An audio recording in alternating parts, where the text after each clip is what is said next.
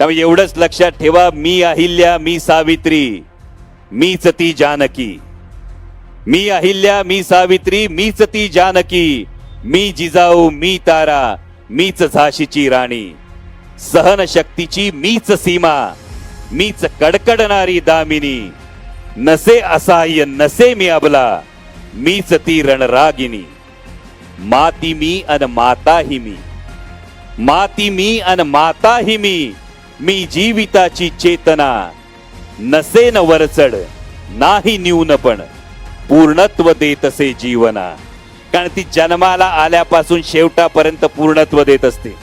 मुलगी होऊन बापाला पूर्णत्व, बहीण होऊन भावाला पूर्णत्व, मैत्रीण होऊन मित्राला, पत्नी होऊन पतीला, आजी होऊन नातवाला, आणि स्त्री म्हणून पूर्ण मानवतेला पूर्णत्व आहे. आणि म्हणून ती असेल तर त्याच्या असण्याला अर्थ आहे. तिला वजा केलं तर सारं जगणंच त्याचं व्यर्थ आहे. बळ तिच्याही पंखात आहे, फक्त भरारीसाठी आकाश हवंय. बळ तिच्याही पंखात आहे, फक्त भरारीसाठी आकाश हवंय. उमेद तिच्याही उरात आहे, कर्तृत्व सिद्ध करायला अवकाश हवंय. कटाक्ष नको, कौतुक हवंय. भीक नको, संधी हवीये. सहानुभूती नको, सन्मान हवाय. उपकार नको, अधिकार हवाय. जो हे समजून घेतो त्याच्यासाठी ती कल्पवृक्षाची सावली आहे. म्हणूनच सर्व शक्तिमान असणाऱ्या भगवंताचं नाव सुद्धा माऊली आहे.